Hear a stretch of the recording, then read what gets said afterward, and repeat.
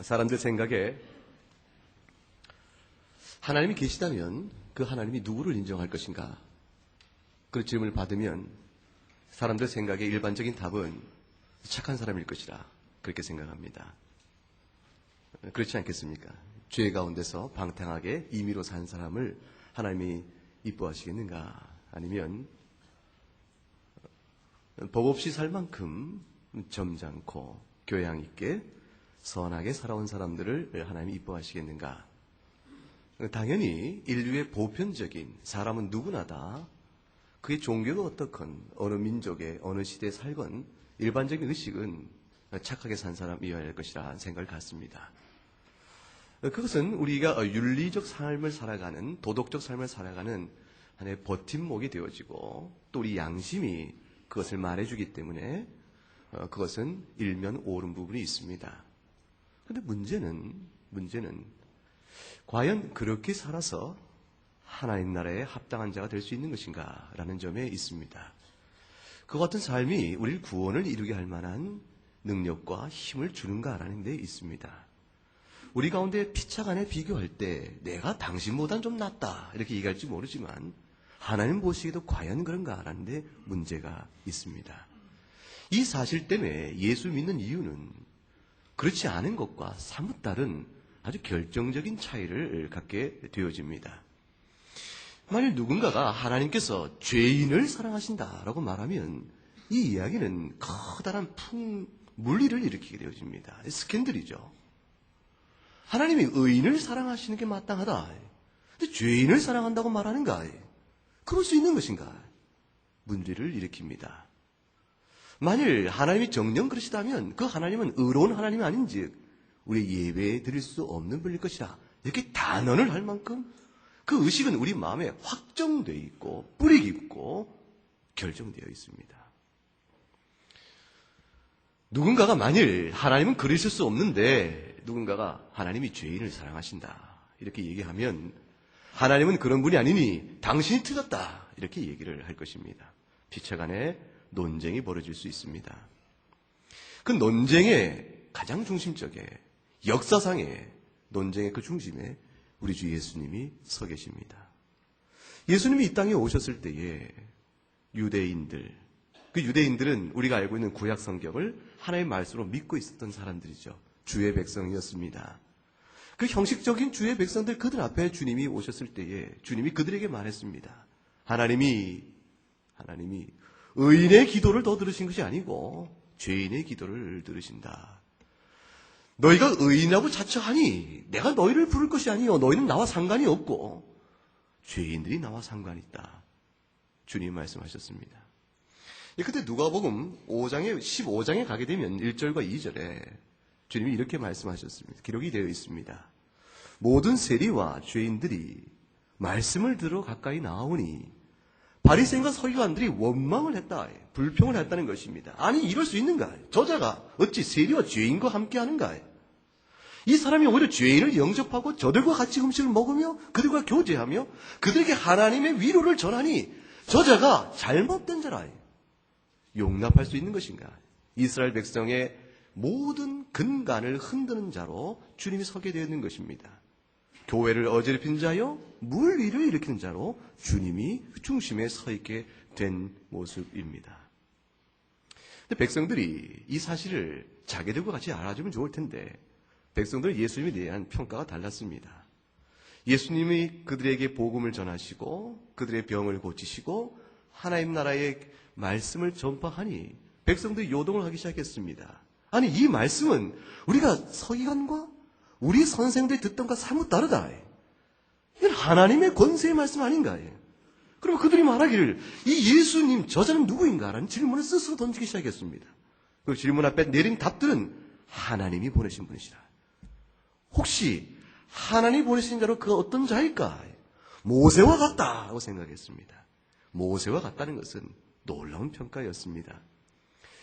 애굽에서 종으로 던 이스라엘을 구원해내는 귀한 메시아적 사역을 감당한 모세.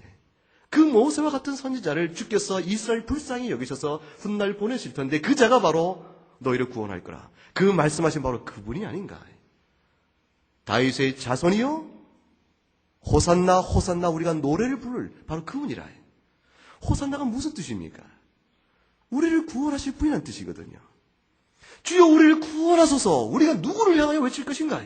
모세를 봤으면 좋겠다 싶은 그때에 저 예수가 바로 그분일 것이라 그들이 생각을 했습니다. 백성들의 그 같은 반응에 대해서 바리새인과 서기관이요 그 당시의 종교 지도자들은 황망함과 불평과 분노와 괘씸한 생각이 들기 시작했습니다. 왜냐하면 그들 생각에 예수는 모세 율법을 거스르는 자였기 때문에 그렇습니다. 율법에 뭐라고 쓰여 있는가? 율법에 순종한 자는 복을 받을 것이요 불순종한 자는 저주를 받을 것이라. 율법을 행함으로 너희가 살리라. 모세가 숱하게 계명을 주었거늘 그 계명을 알지도 못하거니와 모든 조목조목에서 죄를 범한 저 죄인, 저 창기와 세리와 더불어 교통하며 죄인을 사랑하시는 하나님의 사랑을 말한다. 그것이 그들에게 있어서 용납치 못할 예수의 죄목입니다.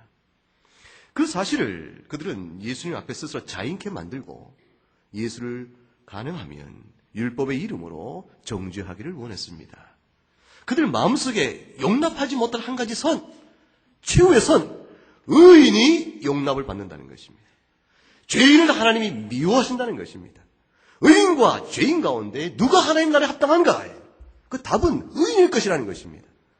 그 기준과 모세의 교훈을 무너뜨린다. 용납할 수 없는 자여 하나님의 교훈을 어긋나게 하는 자죠. 그들이 예수를 정죄하길 바랬습니다. 모세의 율법과 계명으로 예수님을 정죄하길 바랬습니다. 여러 가지 궁리를 짰죠. 어떻게 하면 스스로 자인케 만들고 우리가 저자에 대한 정죄를 온 백성이 납득할 수 있을 것인가? 그 가운데 한 가지 사건이 오늘 본 본문에 나오는 것입니다. 현장에 간음한 여인을 그 자리에서 잡았습니다. 간음은 은밀한데 어떻게 잘 드러나서 그렇게 잘 잡았는지 모르겠습니다. 잘 잡아와서 예수님 앞에 끌고 왔지요. 예수님은 성전에 계셨습니다. 복음을 전하시는 하나님의 말씀을 들어 세울 때였습니다. 그리고 예수님께 물었습니다. 이 여인이 현장에서 간음하다 붙들렸는데 당신은 이 여인에 대하여 어떻게 말하겠나이까? 이들이 몰라서 물은 것이 아니었습니다. 좀 보세요. 본문 8장 5절 한번 읽어볼까요? 시작. 모세는 율법에 선생은 어떻게 말합니까? 이미 알고 답을 하고 있죠. 모세는 뭐라고 말했다고요? 이렇게 간음한 여인을 돌로 치라 이렇게 말씀하였은즉 몰라 묻는 것이 아니었습니다. 아니 이들이 생각한 모세 율법은 신명기 22장 22절에 나온 말씀을 얘기합니다. 남자가 유부녀와 통간하거든 그 통간한 남자와 여자를 둘 다 죽이라. 이것은 악한 것이니 이스라엘 중에 거룩한 하나님 백성 중에 용납할 일이 아니라. 그들에게 분명하게 율법이 명했습니다. 그들은 이 말씀을 기억한 것이죠. 그리고 주님 앞에 내밀었습니다. 모세 율법에 돌로 쳐 죽일 것을 말씀하였거늘 당신은 어떠합니까? 그들은 사뭇 이 이야기를 6절에 보게 되어지면 한 까닭이 성경에 풀이 되기를 저희가 이렇게 말하면 6절에 뭐라고 되어 있어요? 고소할 조건을 얻고자 하여 예수를 시험합니다. 이것이 시험 조건이 된다고 생각한 까닭은 예수님의 답변이 어려울 것이라는 짐작을 한 것이죠. 왜 그랬겠습니까? 예수님이 장기와 세리조차도 용납하시니 이 가늠하다 붙잡힌 여인에 대해서 돌로 쳐 죽이라 그렇게 냉정한 율법적 명령을 과연 할 수 있겠는가? 당신이 그렇다고 말하면 율법은 거슬리지 않으니 되는 것이거니와 또 한편은 뭐죠? 스스로를 부정하는 것이 된다는 것입니다. 예수님의 스캔들이 무엇인지를 이해할 수 있겠죠. 스스로를 부정하겠는가? 모세 율법이 옳음을 인정하겠는가? 그것이 바로 이들의 도전이었던 것입니다. 예수님께서 이상한 반응을 보이셨습니다. 예수님은 땅에다가 뭘 이렇게 글을 썼다라고 성경에 되어 있습니다. 무슨 글을 썼을 것 같습니까? 무슨 글을 쓰신 것 같아요? 거기에 뭐라고 답변하시면 너무 생각을 많이 하신 겁니다. 우리는 알지 못합니다. 모릅니다. 그게 정답이죠. 여러 가지로 추측을 해봅니다. 성경 여기저기에서 인용해보지만 알지를 못합니다. 단서가 없지요. 그런데 예수님께서 그 같은 행동을 하신 것은 일정한 시간에 뜸을 들입니다. 분위기를, 긴장을 좀 늦추셨겠죠. 그리고 주님께서 그들에게 답을 하셨습니다. 뭐라고 하셨습니까? 돌로 치라 하셨습니다. 여러분, 주님의 답변이 돌로 치라 하였거늘.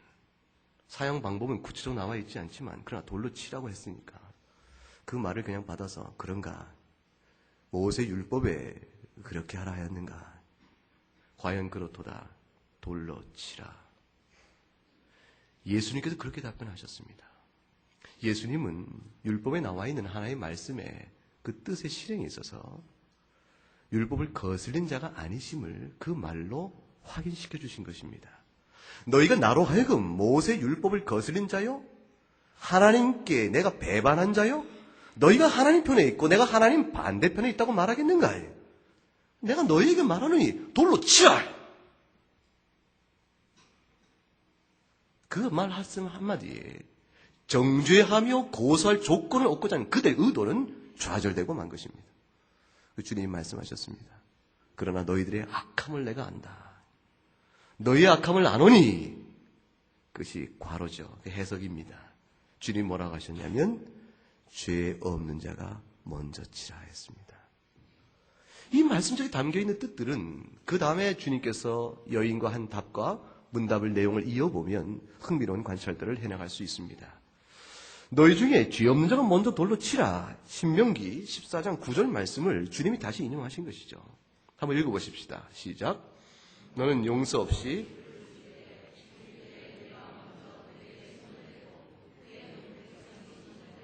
이스라엘을 더럽힌 심각한 죄를 범한 사람들, 하나님이 용납치 못할 죄 중에 있는 사람들을 너희 가운데서 제할 것인데 그 제하는 것은 결국 죽음을 의미하죠.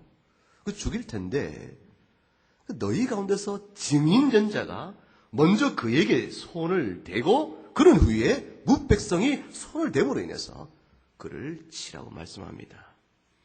이것은 증인에 대한 요구를 하나님 먼저 하신 것이죠.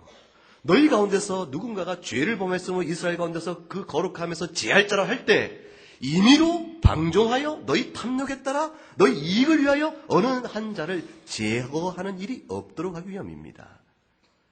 율례를 주셨을 때 율례를 온전케 바르게 시행토록 하기 위한 하나의 조건이었죠. 먼저 돌로 치는 자는 어떤 책임이 있습니까? 주님 앞에서 이스라엘에 잊지 못할 죄를 범한 자를 내가 주의 계명대로 저를 처벌하노니 주여 이 처벌의 모든 재판의 결과를 내가 하나님 앞에서 지겠나이다.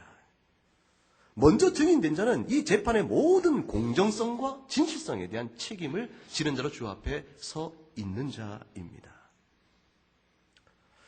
주님은 그들의 악함을 알았습니다. 바리새인과 서기관의 악함을 아시고 그들에게 너희 중에 죄 없는 자가 먼저 돌로 치라 말씀하셨습니다. 율법을 형식적으로 주님이 그대로 받으시되 율법을 행하고자 하는 그들의 모든 악함을 지명하시기 위해서 너희가 과연 지금 내 눈앞에 벌이고 있는 이 일에 대하여 너희가 하나님의 너희를 똑같이 판정하실 때에 너희가 하나님 앞에서 정당한 진실한 증언에 기초한 재판을 행하고 있다고 하나님 앞에서 너희 자신을 내놓을 수 있는 사람은 먼저 행하라. 긍휼과 자비와 용서를 생각지 않는 계명을 들어 긍휼과 자비와 사랑과 용서를 이해하지 못하는 계명의 시행이 과연 어떠한 것인지를 너희가 하나님 앞에 내세우며 너희 또한 그와 같은 심판을 받을 것을 상기해라.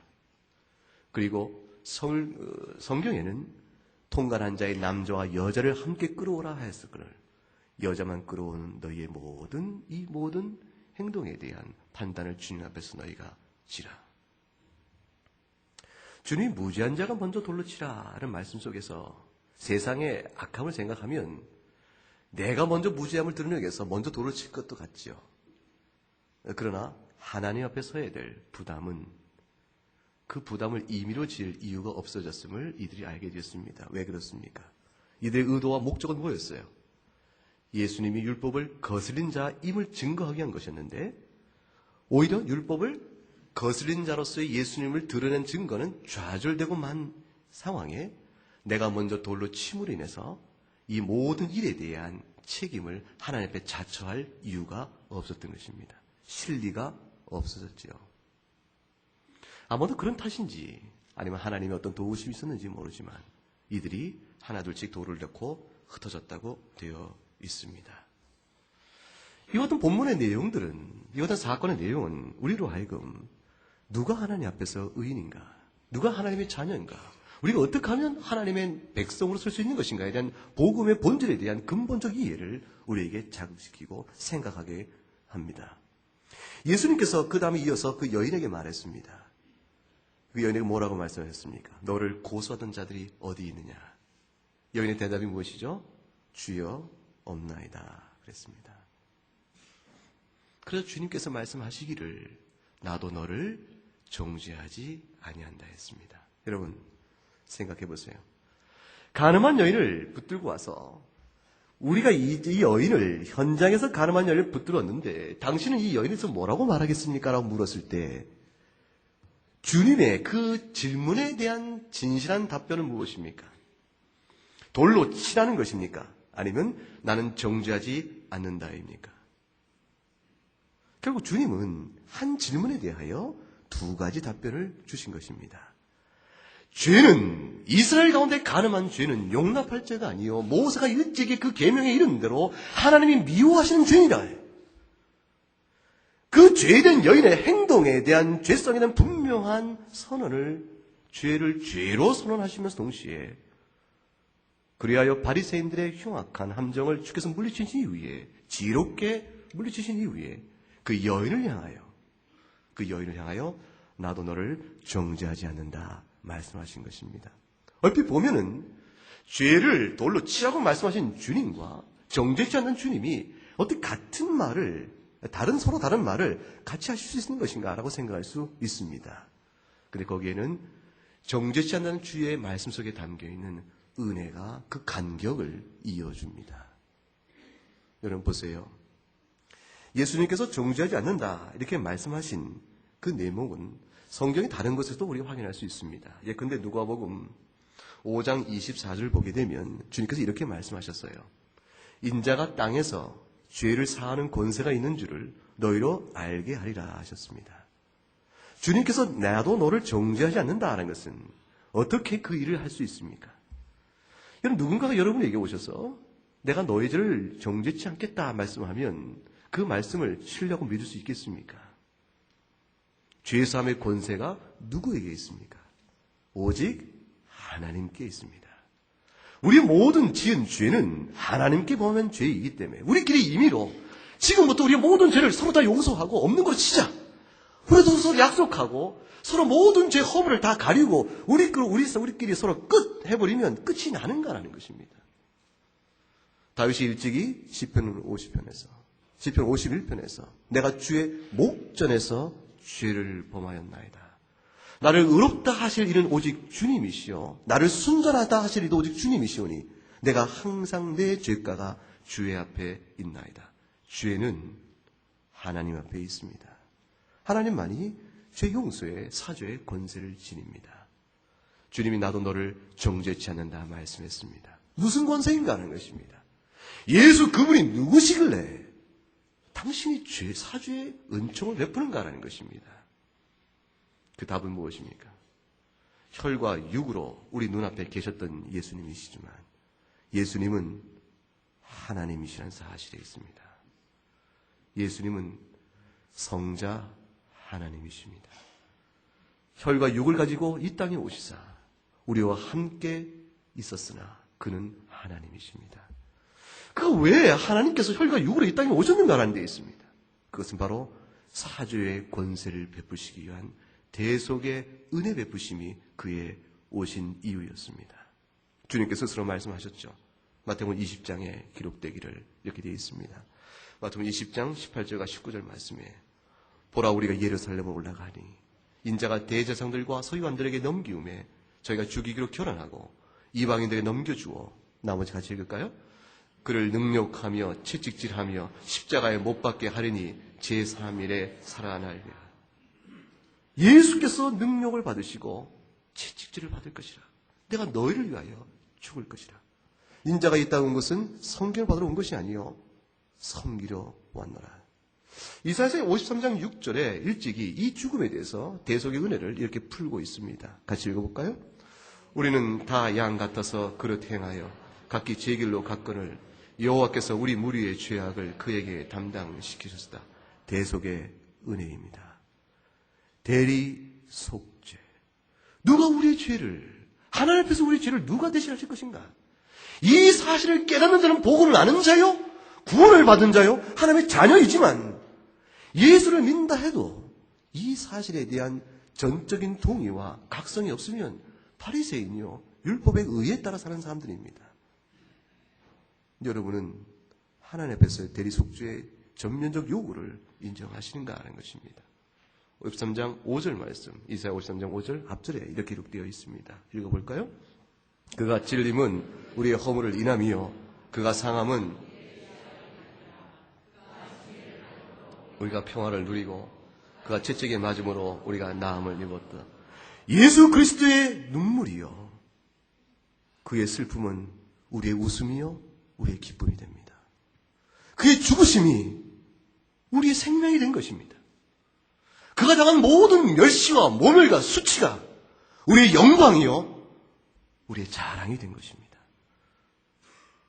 우리의 고통과 절망과 인생의 낙심, 질고, 병, 여러분 가운데 육신의 병 가운데 눈물 흘리는 사람, 사업적인 어려움 때문에 궁핍함에 눈물을 흘린 사람, 사회 속에 이루어지는 모든 인간의 자기 높임의 사회적 제도 안에서, 관습 안에서 내가 갖지 못한 결핍으로 인해서 마음에 상처가 있는 사람들, 그 모든 것에 대한 유일한 위로도 오직 예수 그리스도 한 분입니다. 주님께서 우리를 위하여 하나님께서 그분께서 하늘의 보좌를 비우시고 인간이 되심으로 나도 너를 정죄하지 않았나 말씀하신 것입니다. 율법은 우리를 구원에 이르게 할 만한 능력이 없습니다. 율법이 거룩하지 않기 때문이 아니요 하나님의 말씀이 아니기 때문이 아닌 것입니다. 율법은 하나님의 말씀이요 거룩한 삶의 지표입니다. 그러나 율법을 행함으로 우리가 의롭게 되지 못합니다. 그 까닭이 무엇입니까? 본성상 부패한 우리들 자신들 때문입니다. 우리의 뼈, 마디, 골절, 영혼의 그 깊은 좌소에 둥지를 틀고 뿌리를 내리고 예수 믿고 살아가는 우리들에게조차도 온전한 성화를 이루지 못하게 계속적인 회방을 하는 죄의 세력, 그것이 우리 안에 자리하고 있기 때문입니다. 이 사실을 인정하면 유대인들도 그리스도 오심에 그 말씀의 의미를 깨달을 수가 있었을 것입니다. 내가 죄인을 부르러 온 것이라. 너희가 스스로 죄 없다 하니 하나님과 상관이 없느니라. 그 말씀의 의미를 알 수 있었습니다. 그들 손에는 성경이 있었던 것이요. 그 성경 속에는 복음이 기록되어 있었기 때문입니다. 그들은 알지 못했습니다. 누가 천국에 합당한 자입니까? 그들 생각에는 율법의 계명을 지키는 자요 의인이라 생각했습니다. 예수님께서 말씀하십니다. 율법으로 너희를 정죄케 하니 너희가 하나님 천국에 합당한 자가 되는 유일한 한 가지 길은 대속의 은혜를 입는 것뿐이니라. 그것이 죄인을 불러오셨다는 주의 말씀의 뜻이었습니다. 주님이 현장의 가나마다 잡힌 여인을 향해서 나도 너를 정죄하지 않는다 말씀하십니다. 이 은혜의 사죄의 선언은 오늘 이곳에 모인 여러분 각각 모두에게 같이 한 자도 틀림없이 적용이 되어집니다. 우리가 그 은혜를 입은 사람입니다. 우리가 가늠한 사람들이죠. 하나님의 말씀과 그의 언약 안에서 우리가 벗어난 사람이요. 창조주를 부인한 사람이요. 창조의 교훈이 그릇되다 말한 사람이요. 내가 옳다 말한 사람이었습니다. 그래서 우리들 자신이었습니다. 그것이 간음이요 패역한 죄였습니다. 우리를 향하여 주께서 말씀하십니다. 너희를 고소한 자가 어디 있느냐? 사탄이 우리의 모든 죄악상을 주의 말씀을 근거로 하여 정죄할 때, 내 양심이 내가 얼마나 주 앞에서 범죄한 죄가를 말할 때에 누가 우리의 위로가 될 것인가? 사나 죽으나 우리의 영원한 참된 위로는 어디에 있는가? 그 답은 오직 예수 한 분입니다. 주께서 여인에게 이어 말씀하셨습니다. 나도 너를 정죄하지 않으니 가서 다시는 죄를 범치 말라 말씀했습니다. 예수 믿는 사람은 의인은 아닙니다. 죄인임을 주 앞에서 인정하는 사람입니다. 날마다 새롭게 인정해 갑니다. 근데 예수 믿는 사람은 예수 안에 있는 성령의 도우심으로 말미암아 의의 광채가 있습니다. 다시는 죄를 범치 않아야 될 주의 은혜를 아는 사람이기 때문에 그렇습니다. 여러분의 지난 한 주간의 삶이 그랬을 것이라 생각을 합니다. 비록 우리가 한 주간도 많은 죄를 범했겠지만 오늘 이 시간에 주의 말씀을 통해서 사죄의 은혜에 감격하고 그 은혜를 다시 한번 상기하며 한 주간의 삶 속에서 입술을 더럽히고 미워하고 도둑질하며 간음의 마음을 품고 살인의 미움을 내 마음속에 두고 부모를 공경치 못하며 주의 교훈을 멀리했던 그 연약한 모든 것들을 주께서 덮어 가르침을 믿고 용서의 은혜를 생각하며 한 주간을 다시 주의 교훈대로 살아가는 사람들, 그런 사람을 가리켜서 뭐라고 말합니까? 예수 믿는 사람이라 말합니다.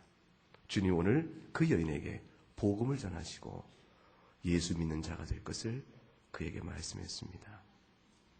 로마서 5장 8절과 6장 나와 있는 말씀을 함께 읽고 말씀을 마치겠습니다.